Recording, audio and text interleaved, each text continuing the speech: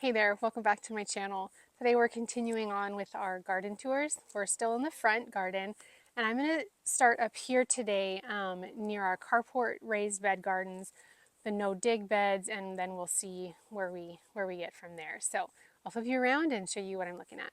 Okay, so here we have some just galvanized water troughs that I converted into raised beds. Here we are on our driveway. You can see our carport is right here, and this is a view that I see out of my kitchen window. You know, we all spend a lot of time in our kitchen sinks, so I wanted something pretty out this window.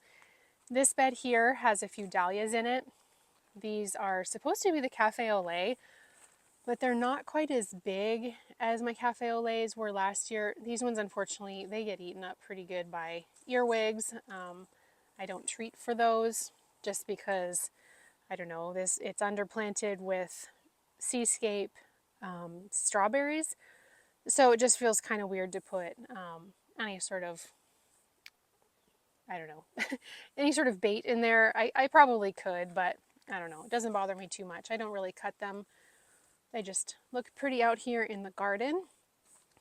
This side has a supertunia in it that are also repeated in the bed next to me, and it is doing so well in this spot. I just absolutely love the touch of yellow in this bed, especially next to the annual salvias that I have right here.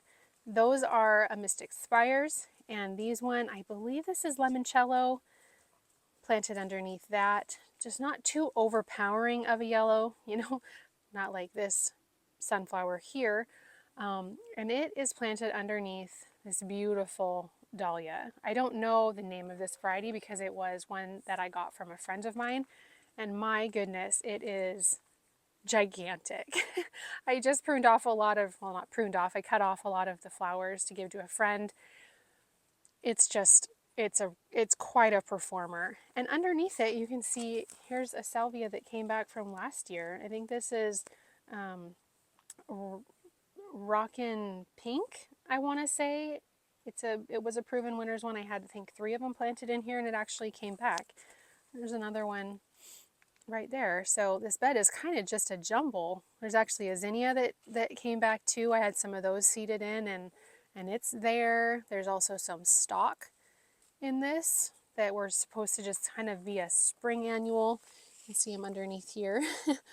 This bed is just really a jumble, but it's pretty, so I just let it do its thing. Yeah, it's a happy container. Over on this side, I have some scavola lining the front, and it's performed really well. You know, again, I don't really fertilize my annuals much. I think I did maybe one time. They are backed by some kufia. This is a variety of kufia that I got from Bauman Farms. I cut it way back. It wasn't blooming very well anymore. It was blooming beautifully throughout the spring when nothing else was really blooming in this bed. So I was really happy with them at that point. And they just kind of started to struggle, I think, with the heat and with the lack of water. So I cut those back. And yeah, we'll see. I mean, they are pushing a little bit of new growth. I don't think I'll probably get much show out of them for the rest of the season, but that's okay. They did their thing, and they're backed by some more of the Mystic Spires salvia that I probably should have pinched back a bit. I don't know. This bed was really beautiful last year. I really liked how it filled in. This year it's been kind of just but it's okay. The scavola is doing beautifully, and I'm really happy with that. So above it is the Maximus sunflower. These are the only things in my gardens that I actually started from seed in the house, in trays. I was so excited that they actually survived and did their thing, and they're perennial, so they just keep coming back, and they're just mammoth. I think this might be their last year in this bed. If I could possibly plant them out someplace else, probably where they get more sun. I don't know. I mean, they get full sun here, so I don't know why they're leaning so much, but I have to stake them back. I have to hold them back, you know, by twine to the trellis back there. They're very pretty, blooming way up there, but you know, they're just kind of taking over this little bed. My husband tells me we have to take this whole bed apart and rebuild it because it is rotting out in some spots, but we'll see. Behind that is a clematis that bloomed beautifully earlier on. You can kind of see up there on the top what the color is on that one. It's a lovely, lovely clematis that just covers this entire trellis. We also have a chicken in here that has made this her nesting spot. She jumps out every day, comes in here, and lays her eggs. She's right there. She's an Easter egger, so she lays pretty blue eggs. She just does her thing in there. I don't really mind because she doesn't mess with the flowers, and then she also lays eggs closer to the house so I don't have to go all the way out to the coop to get them. So she's back there. The dogs don't really like it that she's in there, but I don't mind it. Down in the front of that bed, I do have some herb gardens. They're just little galvanized buckets with a variety of herbs. There's some thyme and oregano and sage, different mints right there in the middle. There's a little rosemary in the back that will probably end up being the primary plant in this container because that will get pretty big. This was a pretty purple lavender. This is one of the newer blooms, what that color was. Here's a thyme that's still blooming. Isn't that pretty? And a sage, a purple sage. And this is a mazel basil that everybody else seems to be able to grow amazingly except for me. So I don't know what I do wrong, but oh well. It's amazing for most people, but not so much for me. So from this little garden area, we'll zip past our messy carport area right there and over here to the no-till bed. I've showed this one quite a few times. I had several videos on the installation of this bed that we did just this summer, and it's doing pretty well. It's beautiful. Like I said, when I was planting it up, it's beautiful from my kitchen window, which was the intent, for it to be the view out that window. Down here at the bottom is a butterscotch baby spirea. It's just kind of chilling. You know, it didn't bloom for me because I planted it in later in the season after it had already bloomed. I got that at a really great price from Bauman, so I'm excited to have that one there. Spireas do really well for me, so that'll be a nice first shrub you see as you look at this bed. There is a, lo and behold, blue chip in that container, which I've learned that evidently Buddleias don't really like containers. They don't like being in pots, so that one I may have to plant in actually to the garden, which would be fine. It could definitely go into that spot. This is a Nepeta that was a start in, I believe, a pot that I had on the back patio that I dug out, put it in a container, grew it on a little bit, and put it right there. This is a foxglove that already bloomed and is cut back. We have the Veronica that we just planted in not too long ago. There's two of those in this bed. I think it's a skyward pink. This is a viburnum right here that I got for $5. Can't beat that price for an evergreen shrub. I love viburnum. They do really well in our area, and they're kind of indispensable. These dogwoods, I planted them in. You all saw I was so excited about them. Well, they shocked a bit when I planted them, took on some damage, but you know, these are a deciduous shrub, so they'll lose those leaves, and I'm sure they'll be much happier next spring, next season when they've been in for a little while. So this is the other sweet shrub, Aphrodite sweet shrub that I showed you. I have one in the front garden down in the no-till bed on the lower gardens we looked at yesterday. This one is much bushier, much more leaf action. This one was planted in last year, and then I transplanted it here this year. So I don't know. Well, I'm probably going to tree form this one as well. It's pushing its second or third round of blooms, so those are beautiful. But I mean, look at these leaves. They are huge and beautiful. You know, it's interesting that plants, shrubs specifically, put out different leaves based on their environment. So when they're grown on in a nursery, they put on leaves that are suitable for that environment. And then once they're in our gardens, they can shock and then they lose those leaves and then they put on new leaves that are suitable for in our gardens. Um, I've learned that through science with homeschooling with my sons, and I just think that's pretty fascinating. So if your plants shock when you first plant them, it just could be that the leaves aren't set up for your garden situation, but then the new leaves that they push out will be. So plants are so adaptable that way. But anyways, back to the garden tour. Okay, so beyond the Aphrodite sweet shrub, we have a few of the Junior Walker's Low Nepeta. Those have been also cut back. This is kind of their second flush of blooms. This is an alpine geranium. It's just going to be a low ground cover, and I hope that it just spreads out and kind of fills in this space. If it doesn't, I will probably get more of them and fill it in with those myself.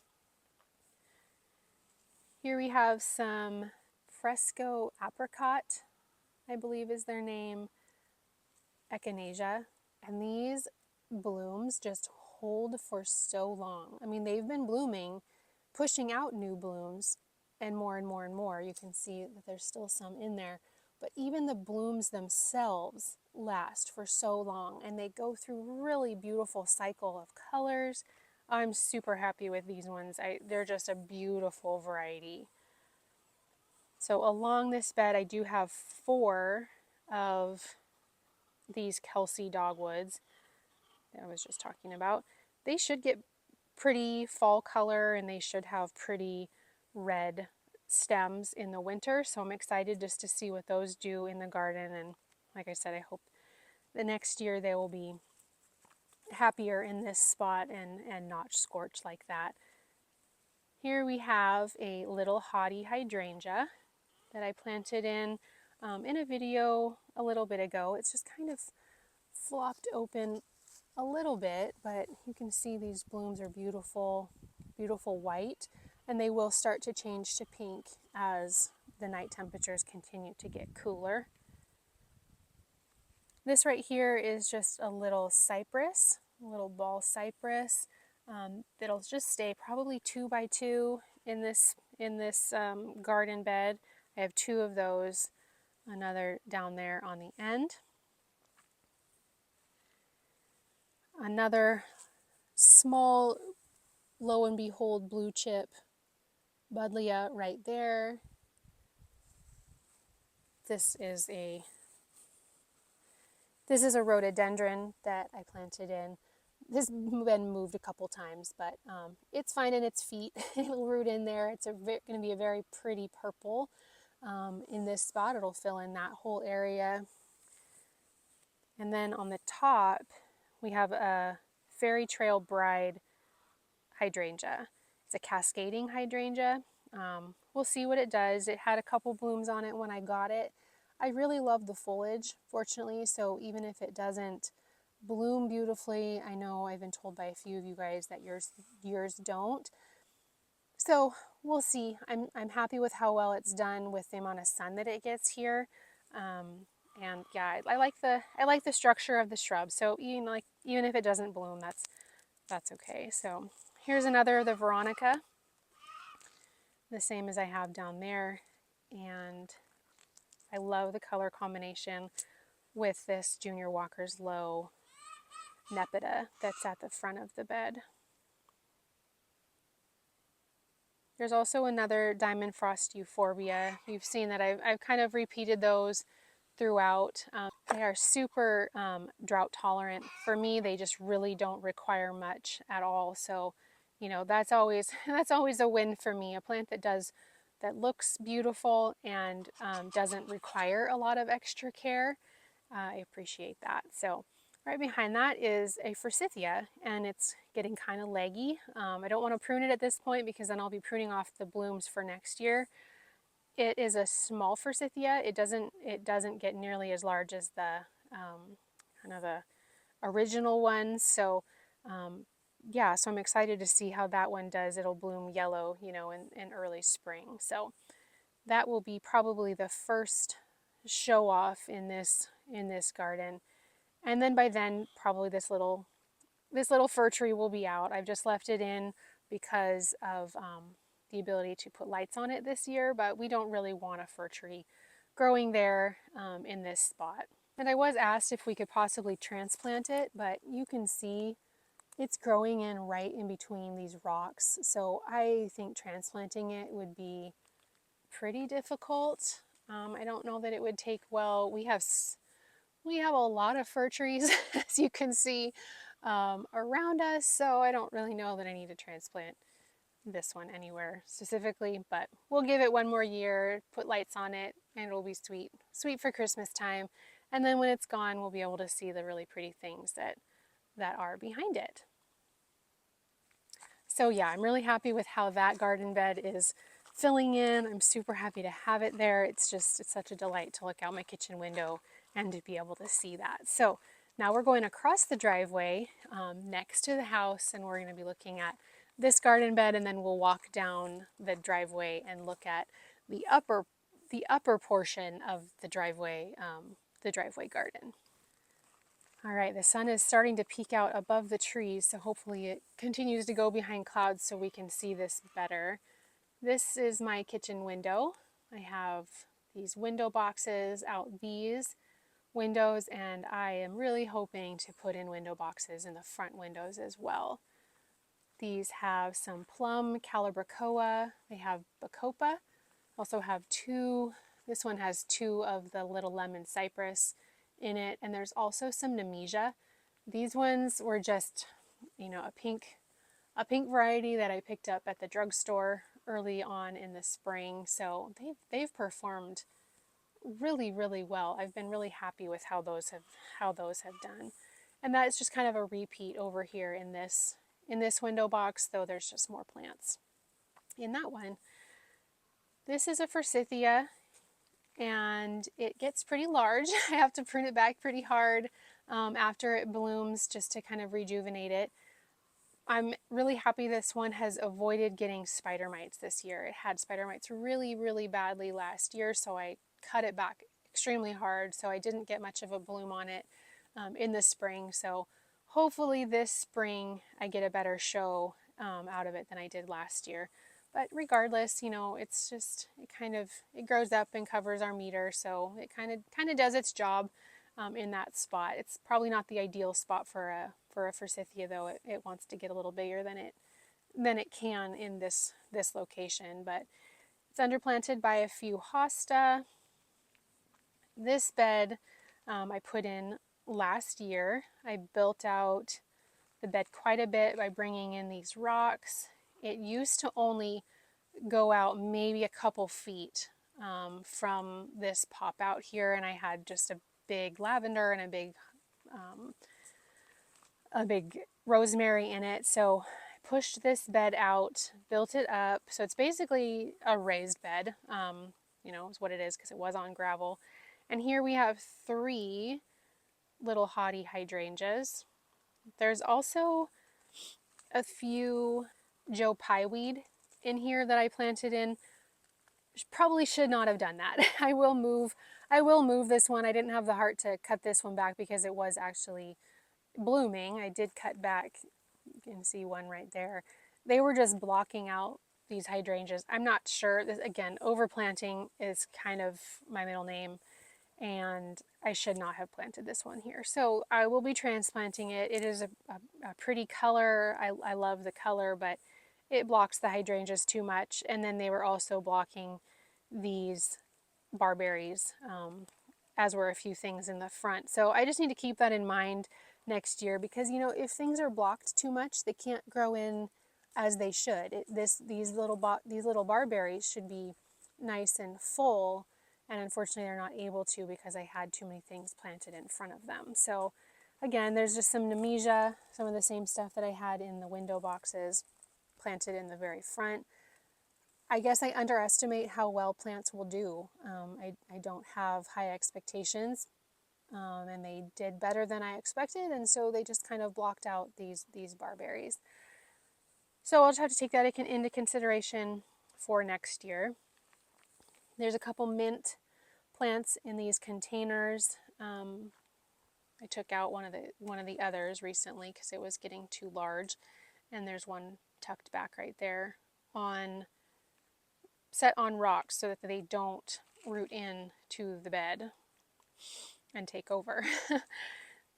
This is a sweet, sweet variegated creeping thyme that I just love how I have cut this one back a little bit, pruned it back. It just kind of cascades over these rocks, and I just really love that.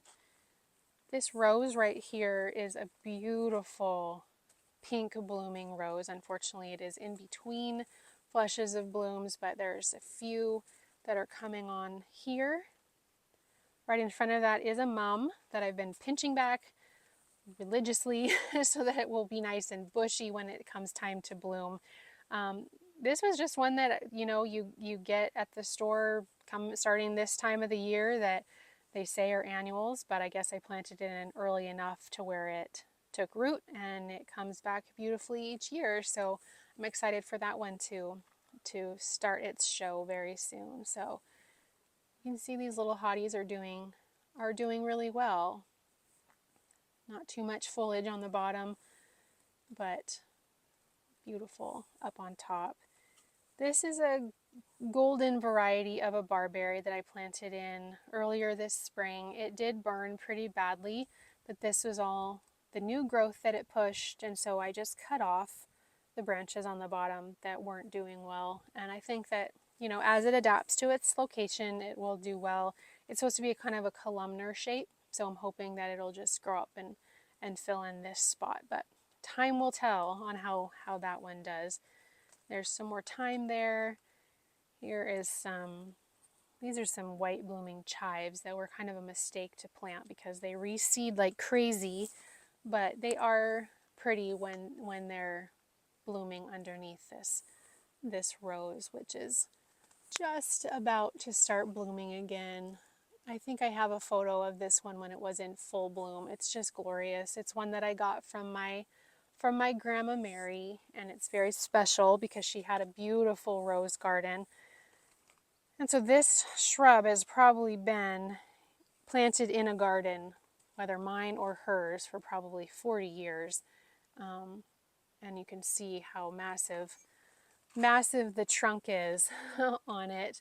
But it's a beautiful one. And because our season has honestly been so mild, I mean, people in the area will say, yes, we had a very hot June, but August has been incredibly mild. So when this rose had its third flush of blooms, they just held on for so long, and they would transition from the bright orange to a light apricot to kind of almost an apricot pink color, and it was so beautiful.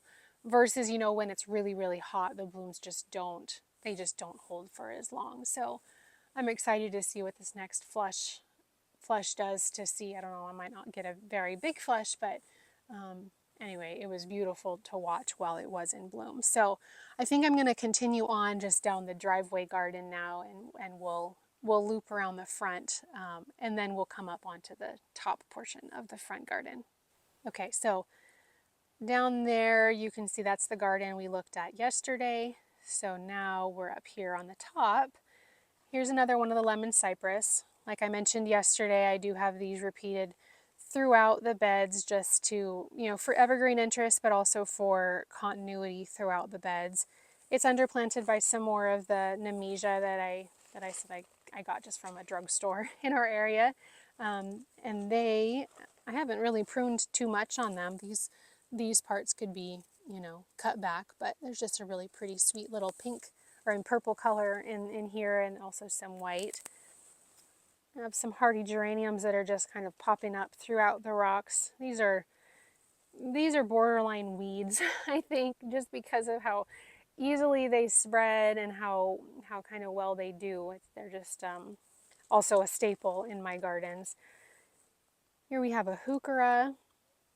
This is a gold mound spirea that I cut back really hard after it pushed its first flush of blooms, and you can see now it's absolutely covered with buds. It's gonna have a beautiful second flush of its light pink blooms, which I'm really excited about.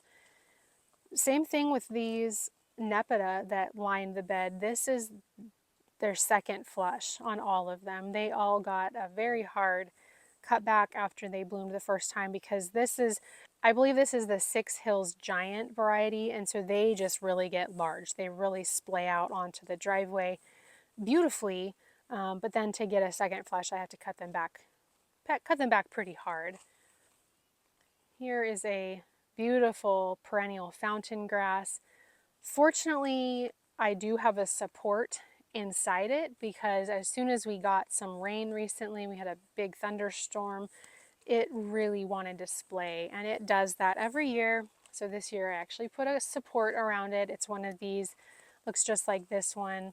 I think it's called a bird cage flower support that I got from Gardener's Supply. It's the largest one they have, and it is giving a lot of support to this grass, which I'm really thankful for, because otherwise it would be totally covering up this sweet little hydrangea that we planted in about a month ago or so. This is a Let's Dance Can Do hydrangea, and it's just its first year in the ground, so it's doing pretty well. You can see some of its newer blooms opening up right here. Obviously the spent blooms are, not as pretty, but the first year that I have a plant in the ground, I don't expect too much of it, so it's exceedingly well for my expectations for its first season. Here's another very large Nepeta, some daisies that are already pretty much done blooming. I only get one bloom usually out of my daisies, even though they do have, you can see there's some more buds on them, but we'll see. We'll see if those actually perform and do anything. I have a little sedum in a pot here. I don't know the variety on this one. It's just kind of a lower growing mounding one. It doesn't take much at all. It's just a sweet little addition to have right there next to this loropetalum that doesn't really do much. It just kind of does this, but it is an evergreen for me, and I'm happy to have that color right there. And it's been in the ground for a few years, and it finally looks like it's happy in its space. So I don't know. I don't know exactly how large this variety is supposed to get, but I mean it's seems to be happy, and I'm okay with that.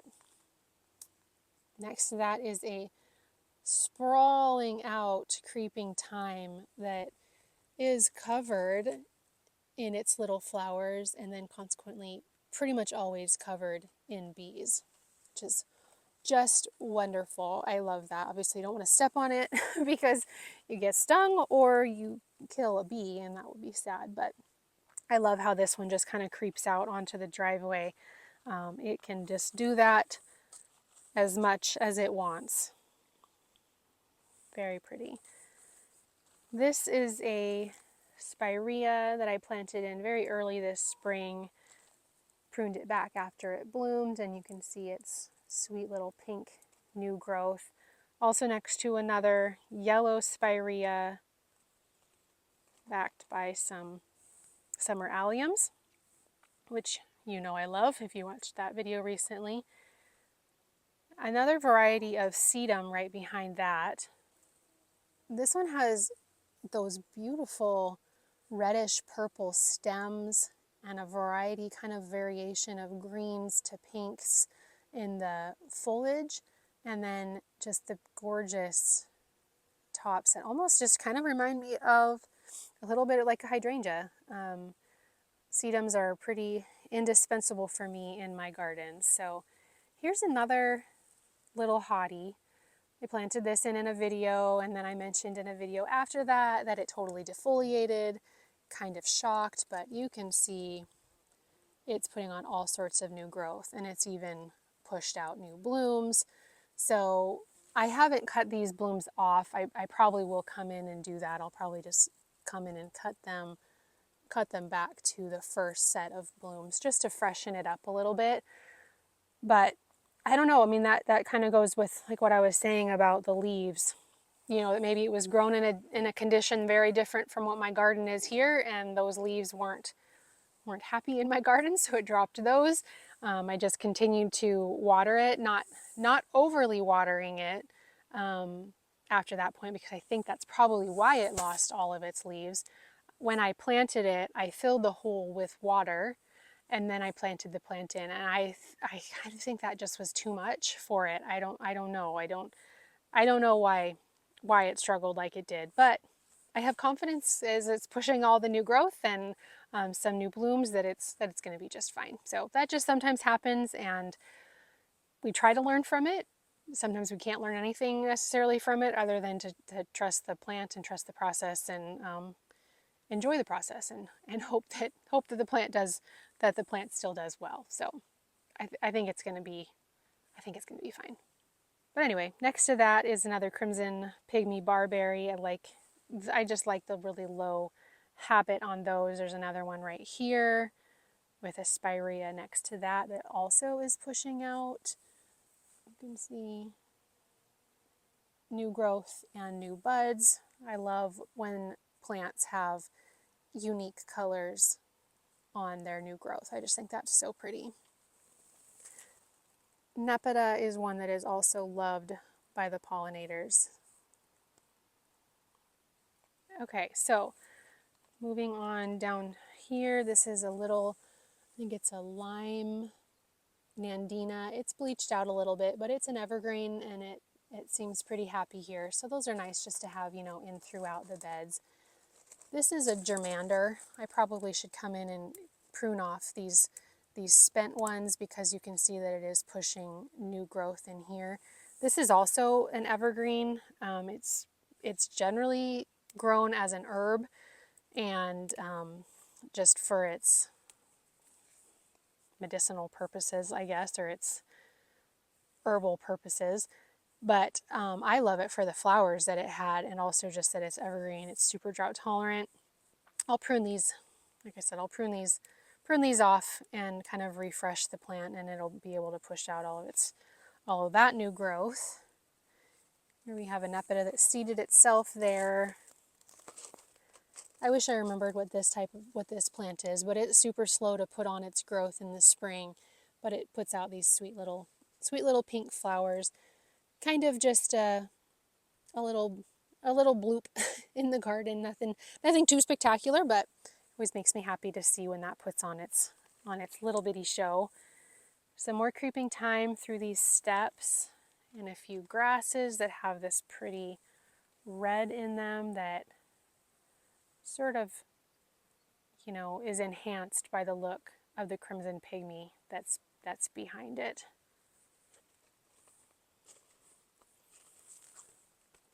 Another summer blooming allium that's backed by some coreopsis. This is a Zagreb variety, just that really brilliant, bright yellow. It's kind of the only yellow that I have, yellow flowering perennial that I have in my garden. I'm not huge on yellow. Kind of reminds me too much of the dandelions that are growing in the lawn, but it's pretty with the purple, so I welcome those. And honestly, my favorite part probably of this plant is the foliage too, so it's very pretty. We have another hydrangea. This one puts out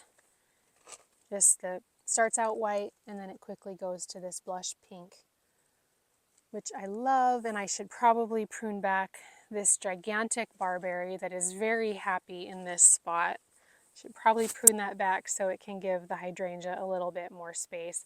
This is kind of a cave that the dogs love, so I don't mess with it too much, but I'll probably be doing that come spring so that the hydrangea can have more room next year. In front of that are a few heuchera. These ones I cut back all the way to the ground, so this is all of its new flush because they kind of burned this summer. So this is a beautiful variety with the different color on the bottom. And those just look really lovely right here in the front, especially in the springtime.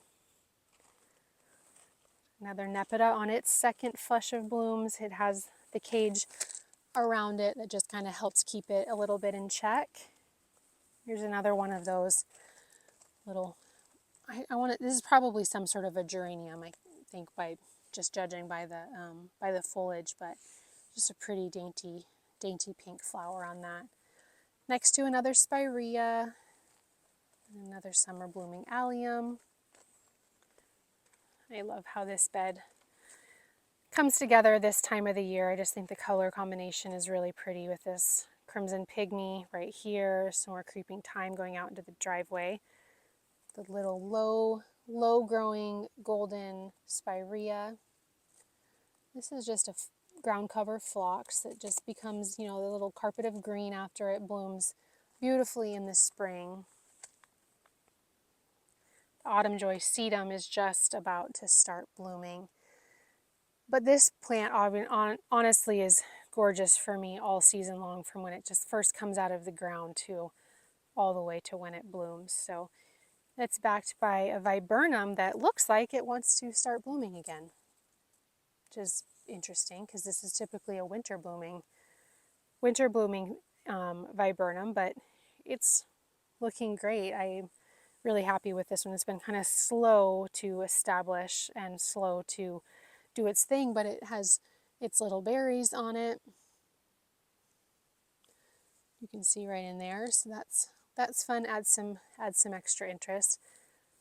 There's a purple spirea, another hydrangea that I planted in last year that doesn't have any buds on it. It is supposed to be one that blooms on new wood, so that shouldn't have been a problem. I'm not exactly sure why it's not blooming, but again, it's relatively new, so that's okay. I can give it some grace for sure.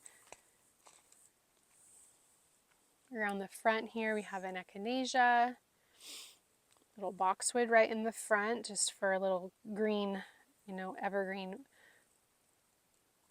blip right there. And there's another spirea that has the beautiful new growth. I want to say this one is, it's another one of the Proven Winners ones. I want to say it's Big Bang, I think.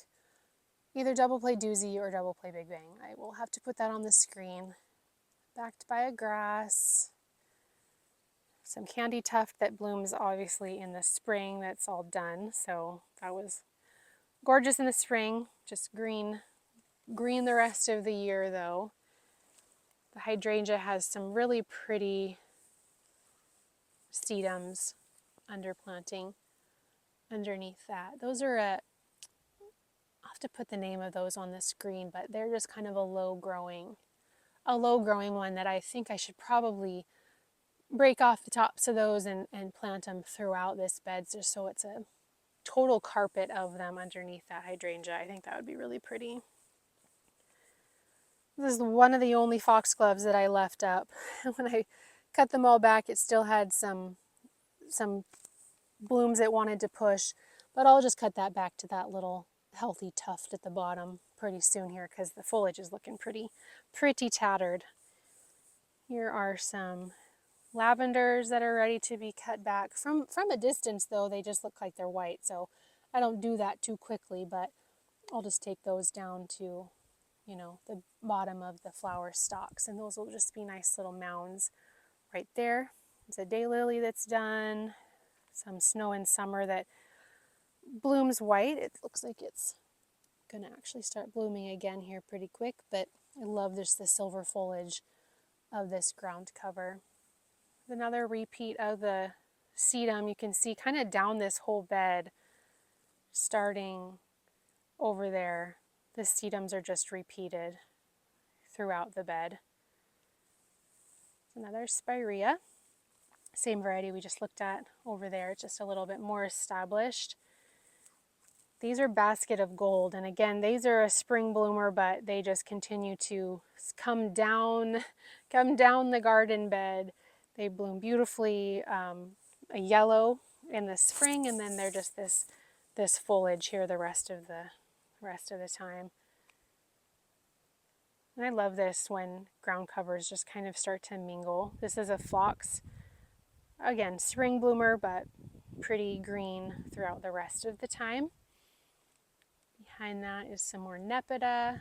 We have a rose that's blooming beautifully right here. So super pretty.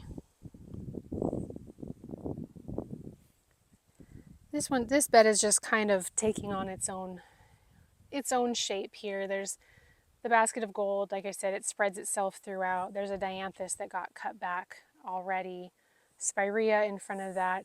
These rocks I put in because the dogs take this path down through the bed, and I just kind of wanted to establish this as a space that they can go through. If I put rocks there, obviously I don't plant there, so that's why that kind of looks like a little bit of a staircase. You can see the flat rock there, right there, and on down. This right here is a purple haze buddleia. Really excited to see this one start to bloom. It's got the buds on it, and I'm hoping that we stay warm enough for it to actually push its blooms, but it's first year in the ground here and it's just getting itself established, so I'm pretty excited to see that one. I think it's going to be a really beautiful spot right there. Some more phlox, creeping phlox, and some thyme behind that. This is a pink profusion salvia that I should come in and deadhead so that it can just start pushing out growth. You can see there's new growth on the bottom of the plant. So above that is the spirea, another spirea. This is a gold flame that's pushing out its new growth, and also a second flush of flowers there that will be opening up soon, and some sedum. You can see again like these repeats that I have throughout the garden of the Nepeta and the sedum, different spireas. It just kind of ties everything together when you have a long border. I think that really helps it to not be chaotic, you know, when you just have some repeats. And then right above that is this beautiful rose. Love that color. I don't have a lot of that color. I kind of just save that for little pops throughout the garden.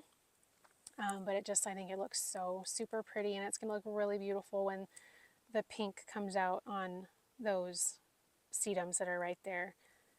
And then next to that is some yarrow. I think this is maybe the Firefly Sky Proven Winners yarrow.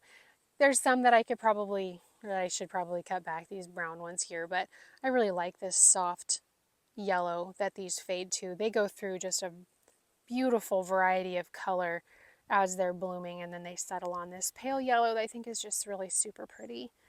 Underneath that and kind of all around it, you can see this is all columbine foliage that bloomed earlier in the spring. There's some of the spent stuff that I hadn't cut back. It's starting to get some powdery mildew on it, so I probably should come back and cut those back even harder, but generally I just leave that for foliage, for some greenery in the area. This spot over here doesn't have too much blooming in it. It's really reliant on foliage, and this spot looks sort of messy. This little container here just always has this sedum. You can see some actually broke off and is taking off right there in the ground, which is fun. Same thing with this creeping thyme. So much of the things around this area I did not plant, and I just love seeing what they do all on their own. It's another of the rose glow barberries in this spot. Also on the other side, but we'll take a look up there in our next video. There's some iris underneath there that is done. Some more Nepeta grows down through here. I did just take out a big chunk of the basket of gold that died, so that actually could be a nice opportunity to plant something there. That's kind of a good focal point spot, so I'll have to think on that of what should go there. Coming on down along this bed, we have a lot of the foxglove that got cut back that'll bloom next year. I just cut back this maple tree. I really need to get that guy out of there. It just continues to try to have a spot in this garden. This is a pugster blue. Another butterfly bush that is sterile, and I just love it. I just think it's so beautiful, which is another reason I have to get this maple out, because this guy wants full sun, and if that maple tree keeps growing there, it can't get what it wants, so it won't bloom as well. But I love that, and so do the butterflies. And then there's another spirea here. This is another of the gold flame, and it's really taking on its fall color already. I'm not exactly sure why it's doing that, but it still looks pretty in this spot, especially next to the purple flowering of the pugster blue. And then down below the spirea, there's some more of the creeping thyme that blooms this sweet pinkish purpley color. It's just kind of making its way down into the path. This spot also is open. I could probably actually move that rock now and plant something beautiful into this spot. Maybe another butterfly bush. We'll have to see. This yarrow here is an older variety. I think it's Moonbeam. It does kind of splay out, and I've cut back the spent blooms. You can see where those were underneath, and this is all new growth. So that's probably why I haven't planted anything right here, just because this kind of falls over into this area. But there's 3 sedum right in this spot. And above that, you can see what is about to start taking center stage in my front gardens are these beautiful purple asters. They're just coming into bloom, and they put on quite a show here in late summer, early fall. So you can take a look down where we were yesterday in the lower garden, and this is where we just came from, down this path, and where we were yesterday. Okay, so that's where we're going to end this for today. We've worked all the way down the driveway, seeing those beds down here in the lower gardens. And in the next video, in the next tour, we're going to go up onto the lawn, and we'll look at the front gardens that are up closer to the house and in the front lawn. So thanks for hanging out with me today in this video. I hope you enjoyed it. Let me know if you have any questions about any of the flowers or the plants or shrubs or whatever that you saw in this video. I'll do my best to put labels up of the varieties that they are as I go, especially if I couldn't remember them in the video. So yeah, hope you guys enjoyed this little bit of the tour, and we'll see you in the next video. Bye.